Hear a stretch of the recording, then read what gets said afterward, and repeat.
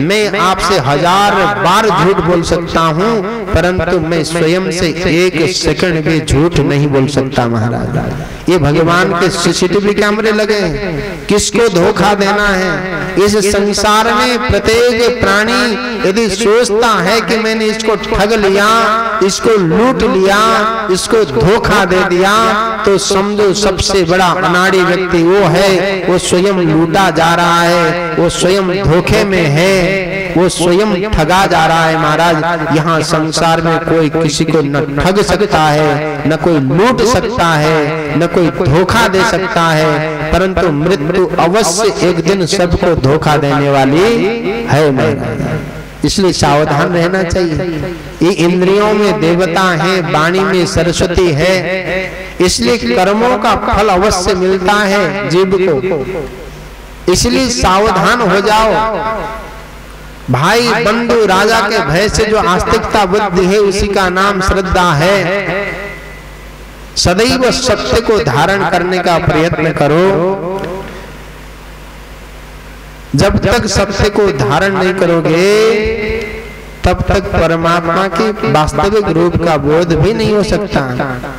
जो सर्वदा दरिद्र है, जिसके पास सभी पदार्थों का अभाव है, वो वाणी और कर्म द्वारा भगवान का पूजन करे महाराज। तपस्या और दान ये 2 कर्म मनुष्य को सदा ही करना चाहिए। और सुख सुविधा से सुशोभित होने पर भी अपने मन को परम पवित्र रखने का प्रयास सबको करना चाहिए। और मिट्टी के परम पवित्र भाव में भी भगवान के पूजन के लिए बताया गया। अब ये पूजा कैसे करना है ये भी ध्यान देना। पुरजायते ह्यने नेति वेदेश्वर्थस्य योजना, पुरभोग फल सिद्धिश्च जायते तेन कर्मणा। वेदों में पूजा शब्द के अर्थ का इतना सुंदर विशेषण है। पूजा एते अनेन इति पूजा। आप लोग बोलते हैं ना पूजा कर रहा हूँ, पूजा करने जा रही हूँ, या पूजा करने जा रहा हूँ। ये पूजा शब्द क्या है? अब देखना बहुत गंभीरता से आपके दिमाग में जाएगा। गंभीर विषय है, परंतु भगवान की कृपा से, महाकाल की कृपा से सरलता से बताने का प्रयत्न करूंगा। पूजा में कितने अक्षर हैं? बोलो कितने? थोड़ा जोर से बोल दो भाई। हाँ, आज उपवास है क्या? पूजा में कितने अक्षर हैं? एक जोर से बोलो, और जोर से बोलो। पूजा में कितने अक्षर हैं? हाँ, और सब गूंगे 1-2 हैं बस। सही चल। पूजा में 2 अक्षर हैं। पू माने भोग, जा माने उस भोग के फल की सिद्धि, जिसको करने के बाद जीव को उसके मनोवांछित वस्तु की प्राप्ति हो जाए, उसका नाम क्या है? बोलो। हाँ, जिसको करने के बाद मनुष्य के अंतर्मन की इच्छाओं की पूर्ति हो जाए, उसका नाम क्या है? पूजा। पूजा पू माने भोग, जा माने फल की सिद्धि। भोग को प्राप्त करने की सिद्धि जिसको करने से प्राप्त हो जाए, उसका नाम पूजा है। अथवा मनोवांछित वस्तु ज्ञान, ये अभिष्ट वस्तु है। सकाम कर्म वाले को अभिष्ट भोग अपेक्षित होता है, निष्काम भाव वाले को परमार्थिक ज्ञान। ये दोनों ही पूजा शब्द के अर्थ हैं। इनकी योजना करने से ही पूजा शब्द की सार्थकता है। भोग और मोक्ष की प्राप्ति जिसको करने से हो जाए, उसका नाम पूजा है। अथवा इस लोक में परम सुख की प्राप्ति हो, परलोक में मोक्ष की प्राप्ति हो, ऐसा कर्म करने के जिस कार्य है उसका नाम है पूजा। तो सज्जनों, प्रत्येक व्यक्ति को पूजा निष्ठा के द्वारा, जैसे खेत में आप एकदम तल्लीनता से काम करते हो ना, ऐसे ही पूजा में भी तल्लीनता होनी चाहिए। आपका भोग भी पूर्ण हो जाए और मोक्ष भी पूर्ण हो जाए। और इसी प्रकार प्रतिदिन एक पक्ष, एक मास, एक वर्ष तक लगातार पूजन करने से जीव को उन कर्म फल की प्राप्ति होती है। और जैसे कर्म फल की प्राप्ति होती है तो वहां पर उनके पुण्यों के उदय के साथ पाप नष्ट हो जाता है। अब देखो कहां-कहां पूजा करने से क्या क्या मिलता है। श्रावण महीने के रविवार को हस्त नक्षत्र से युक्त सप्तमी तिथि को, माघ शुक्ल सप्तमी को भगवान सूर्य का पूजन करो। ज्येष्ठ तथा भाद्रपद मास के बुधवार को श्रवण नक्षत्र से युक्त द्वादशी तिथि को और भगवान विष्णु का पूजन अभिष्ट फल का प्रदायक है। अब किसी को ऐश्वर्य की इच्छा है तो उसको श्रावण के संक्रांति से युक्त श्रावण मास में नवमी तिथि को मृगशिरा नक्षत्र के योग में भगवान का पूजन, भगवती शक्ति का पूजन, लक्ष्मी का पूजन, नवदुर्गा का पूजन करने से उसको ऐश्वर्य की प्राप्ति होती है। कार्तिक मास में देवताओं का पूजन समस्त प्रकार के भोगों को प्रदान कराता है। कृत्तिका नक्षत्र से युक्त सोमवार को किया गया शिव जी का पूजन मनुष्य के अंतर्मन में रहने वाले सब प्रकार की दरिद्रता को मिटा देता है। घर की आवश्यक सामग्रियों के साथ गृह और क्षेत्र आदि का दान करने से वे उक्त फल की प्राप्ति होती है महाराज। तो इसलिए सदैव जीव को अनेक प्रकार के भाव से भगवान का परम पवित्र भाव रखकर पूजन करना चाहिए। अब देखो आपको हमको जीव कहा जाता है, इसमें सबसे पहले भगवान के स्वरूप को जानो, फिर अपने जीव को जानो। बिंदु नादात्मकम सर्वम जगस्थावर जंगमम, बिंदु शक्ति शिवो नादः शिवो शक्त्यात्मकम जगत। ये जो जितना भी चराचर जगत है ये बिंदु नाद स्वरूप है। बिंदु माने शक्ति, नाद माने शिव। इस तरह जगत शिव शक्ति स्वरूप ही है। नाद बिंदु का, बिंदु इस जगत का आधार है। ये बिंदु और नाद माने शक्ति और शिव संपूर्ण जगत के आधार रूप से स्थित हैं। बिंदु और नाद से युक्त सब कुछ शिव स्वरूप ही है, वही सबका आधार है। आधार में ही आधे का समावेश अथवा लय होता है। इस प्रकार से शिवलिंग ही शिव शक्ति का योग है। जन्म के संकट से छुटकारा प्राप्त करने के लिए शिवलिंग की पूजा करना ही चाहिए। बिंदु रूपा देवी भगवती पार्वती माता हैं। नाद स्वरूप भगवान शिव सबके पिता हैं। माता पिता के पूजित होने से परमानंद की प्राप्ति होती है। परमानंद का लाभ लेने के लिए शिवलिंग का विशेष रूप से पूजन करना चाहिए। सा देवी जगताम माता स्वशिवो जगतः पिता, पितृ शुश्रूषके नित्यम कृपाधिक्यम ही वर्धते। भगवती उमा जगत की माता है, भगवान शंकर जगत के पिता हैं महाराज। अब माता पिता की सेवा जो पुत्र करता है उस पुत्र के ऊपर माता पिता की अतिशय कृपा बनी रहती है। प्रकृति का बड़े दिव्य भाव से कहें आपको आंतरिक आनंद की प्राप्ति के लिए शिवलिंग को माता पिता का स्वरूप मानकर उसकी पूजा करना चाहिए। भर्ग माने शिव पुरुष स्वरूप है, भर्गा शिवा शक्ति प्रकृति है। आंतरिक अधिष्ठान रूप गर्भ को पुरुष कहते हैं, सुव्यक्त आंतरिक अधिष्ठान रूप गर्भ को प्रकृति कहते हैं। पुरुष आदि गर्भ है, प्रकृति रूप गर्भ से युक्त होने के कारण गर्भवान है, वही प्रकृति का जनक है। और प्रकृति में जो पुरुष का संयोग होता है वही पुरुष से उसका प्रथम जन्म है। अब व्यक्त प्रकृति से महत्त्व आदि के क्रम से जो जगत का व्यक्त होना है वही प्रकृति का द्वितीय जन्म है। जीव पुरुष से ही बार बार जन्म और मृत्यु को प्राप्त होता है। माया के द्वारा अन्य रूप से प्रकट किया जाना ही उसका जन्म है। जीव का जो जन्म शरीर है, जन्म काल से ही जीर्ण शीर्ण विकार आते रहते हैं, इसलिए इसको जीव कहा। जो जन्म लेता और विविध पाशों द्वारा बंधन में पड़ता है, उसी का नाम जीव है। जन्म मृत्यु रूपी बंधन की निवृत्ति के लिए जन्म की अधिष्ठान भूत माता पिता स्वरूप शिवलिंग का जीव को भली भांति पूजन करना चाहिए।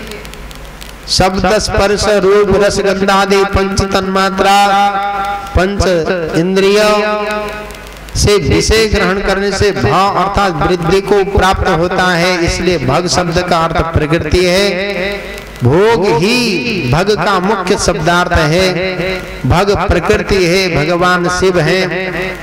भगवान ही भोग प्रदान करते हैं, दूसरा कोई जीव आपको भोग दे नहीं सकता।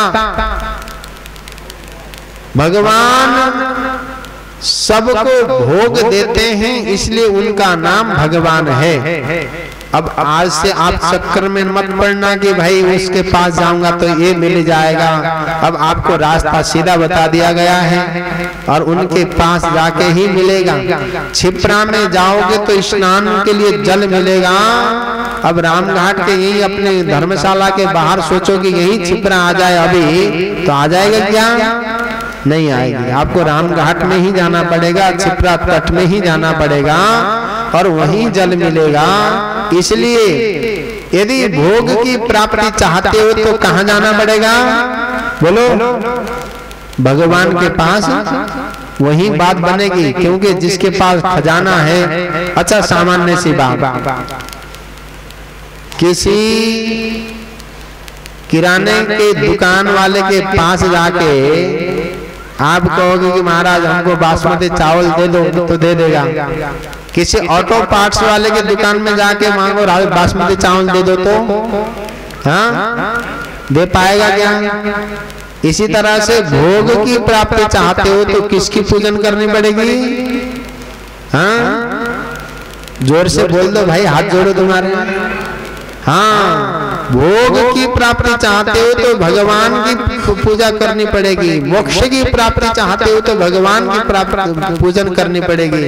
बिना भगवान की भक्ति के भोग और मोक्ष मिलता नहीं है। यदि आपने भगवान को छोड़कर किसी दूसरे को मान लिया कि ये भगवान है, तो समझ लो राजस्थान में घनी गर्मी में बालू के कण चमक रहे महाराज, पानी दिख रहा है लेकिन पानी नहीं। अब इसलिए आज से मन बना लो कि मन से भगवान को मानेंगे, मन से भगवान का पूजन करेंगे और मन से ही भगवान की सब प्रकार से विधिवत वो करेंगे। तो मैं गारंटी देता हूं, यदि मन से आपने भगवान का भक्ति स्वीकार कर लिया, फिर आपको भगवान जो है ना किसी प्रकार से कमजोर नहीं रखेंगे।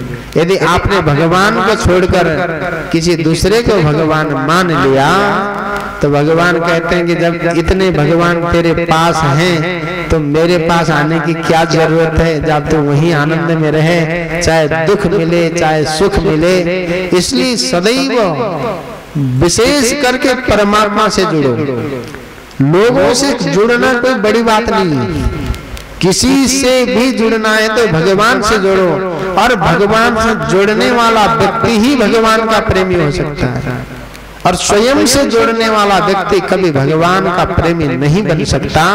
और इसलिए सज्जनों, हम तो यही प्रार्थना करते हैं 9 दिन तक आप लोगों की बुद्धि पूज्यपाद श्री स्वामी नित्यानंद महाराज जी के प्रेरणा से भगवान की ओर ही रहे, इधर उधर न रहे और इधर उधर घूमो मत, कथा सुनो।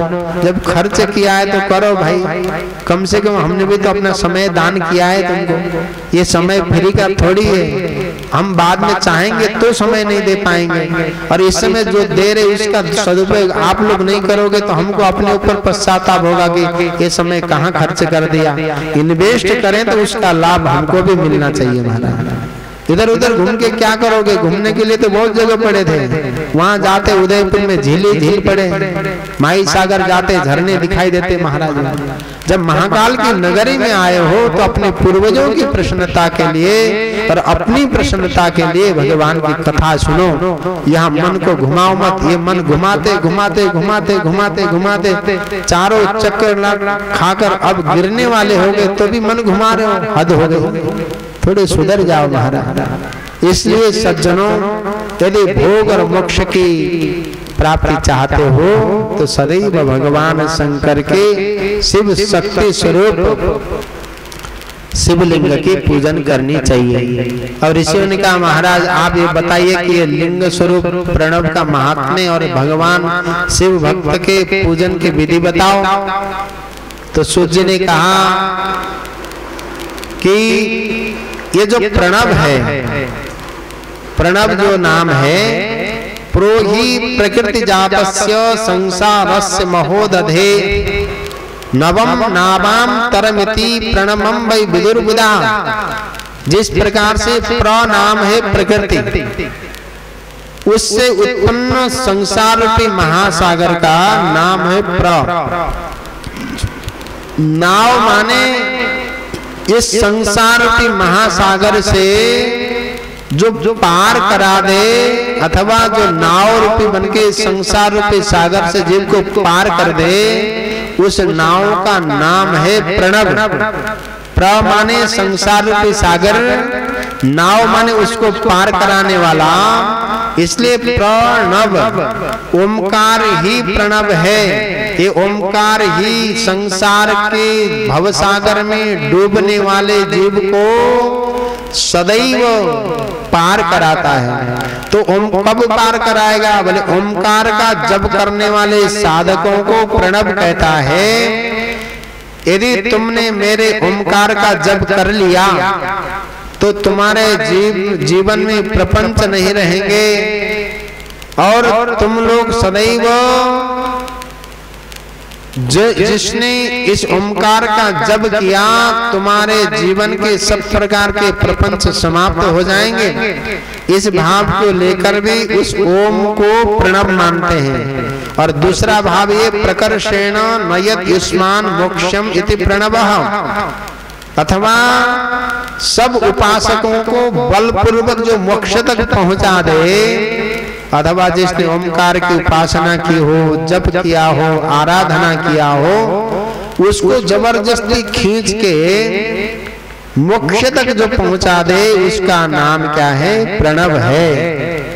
अपना जप करने वाले योगियों के, अपने मंत्र के पूजा करने वाले उपासक के समस्त कर्मों का जो नाश करके नूतन ज्ञान देता है, इसलिए उसका नाम प्रणव है। परमात्मा प्रकृष्ट रूप से नव अर्थात शुद्ध स्वरूप है, इसलिए प्रणव कहलाते हैं। प्रणव साधक को नव माने नवीन माने शिव स्वरूप कर देता है। जन्म जन्मांतर का मैल धोकर उसको शिव स्वरूप जो बना दे, उसका नाम प्रणव है। प्रणव के दो भेद हैं। अब आई मूल बात है, बहुत गंभीर है, आपको पूरे कान इधर रखने पड़ेंगे। प्रणव के दो भेद हैं, एक स्थूल है, दूसरा सूक्ष्म है। एक अक्षर रूप जो ओम है उसे सूक्ष्म प्रणव मानो, और नमः शिवाय ये 5 अक्षर वाले मंत्र को स्थूल प्रणव समझो। जिसमें 5 अक्षर व्यक्त नहीं है वो सूक्ष्म है, और जिसमें 5 अक्षर स्पष्ट रूप से व्यक्त हैं वो स्थूल है। जीवन मुक्त पुरुष के लिए सूक्ष्म प्रणव के जप का विधान है, वही उसके लिए समस्त साधनों का सार है। यद्यपि जीवन मुक्त के लिए समस्त साधन की आवश्यकता नहीं है, क्योंकि वो सिद्ध स्वरूप है। दूसरों की दृष्टि में जब तक उसका शरीर रहता है तब तक उसके द्वारा प्रणव के जप की सहज साधना स्वतः होती रहती है। वो अपनी देह का विलय होने तक सूक्ष्म प्रणव का मंत्र का जप और भगवान के स्वरूप का तत्वबोध अनुसंधान करता रहता है। जब शरीर नष्ट हो जाता है तब पूर्ण ब्रह्म स्वरूप शिव को प्राप्त कर लेता है। जो केवल मंत्र का जप करता है उसे निश्चय ही योग की प्राप्ति होती है। जिसने 36 करोड़ मंत्र का जप कर लिया उसे अवश्य ही योग की प्राप्ति होती है। सूक्ष्म प्रणव के भी ह्रस्व और दीर्घ रूप से दो भेद हैं, अकार उकार मकार बिंदु नाद शब्द काल और कला। इसे दीर्घ प्रणव कहते हैं जो योगियों के हृदय में स्थित रहता है। मकार पर्यंत अकार उकार मकार तीन तत्वों से युक्त है, ह्रस्व प्रणव है। इस अ उम में अ शिव है, उ शक्ति है, मकार दोनों की एकता त्रितत्व रूप है। ऐसा समझकर ह्रस्व प्रणव का जप करना चाहिए। जो अपने समस्त पापों का क्षय करना चाहते हैं, नष्ट करना चाहते हैं, उनके लिए ह्रस्व प्रणव का जप अत्यंत आवश्यक है। ह्रस्वमेवं हि जाप्यं स्यात् सर्वो पापक्षयिषिणाम्। अब देखो, पृथ्वी जल तेज वायु आकाश ये 5 महाभूत हैं। शब्द स्पर्श रूप रस गंधादि 5 विषय, ये सब मिलकर 10 वस्तुएं मनुष्यों की कामना के विषय हैं। इनकी आशा मन में लेकर जो कर्मों के अनुष्ठान में संलग्न हैं, वो 10 प्रकार के पुरुष प्रवृत्ति अथवा प्रवृत्ति मार्गी हैं। जो निष्काम भाव से शास्त्र विहित कर्मों का अनुष्ठान करते हैं वो निवृत्ति मार्गी हैं। प्रवृत्ति पुरुषों को ह्रस्व प्रणव का ही जप करना चाहिए, ओम ओम ओम ओम ये जप करना चाहिए, और निवृत्ति पुरुषों को दीर्घ प्रणव का जप करना चाहिए। एक प्रणव के 9 करोड़ जप करने से मनुष्य शुद्ध होता है। 9 करोड़ का जप करने से पृथ्वी तत्व शुद्ध होती है। उसके बाद फिर 9 करोड़ ओंकार के जप करने से जल तत्व को जीतता है। फिर 9 करोड़ जप करने से अग्नि तत्व पर विजय प्राप्त करता है। उसके बाद 9 करोड़ का जप करके वायु तत्व पर विजय प्राप्त करता है। फिर 9 करोड़ के जप से आकाश तत्व को अपने अधिकार में कर लेता है। फिर 9 करोड़ जप करके क्रमशः रस गंध रूप रस शब्द पर विजय प्राप्त करता है। इसके बाद फिर 9 करोड़ का जप करके वो अहंकार को भी जीत लेता है। देखो, पृथ्वी जल तेज वायु आकाश 9 पंच 45। उसके बाद शब्द स्पर्श रूप रस गंध 9 पंच 45। 45 दुना 90 करोड़ जप करेगा तो जीव शरीर से मन से शुद्ध होगा। अब आप लोग तो घबरा जाओगे, ये 45 90 करोड़ जप करने के बाद शुद्ध होंगे, तो 90 करोड़ का मंत्र कितना छोटा है। ओम एक इतना ही मंत्र है, और प्रत्येक प्राणी को ज्यादा से ज्यादा इस मंत्र का जप करना चाहिए, क्योंकि तन मन पवित्र रखने के लिए ओंकार का जप करना ही चाहिए। मनुष्य 1000 मंत्रों के जप करने से नित्य शुद्ध होता है। चलो 90 करोड़ जप नहीं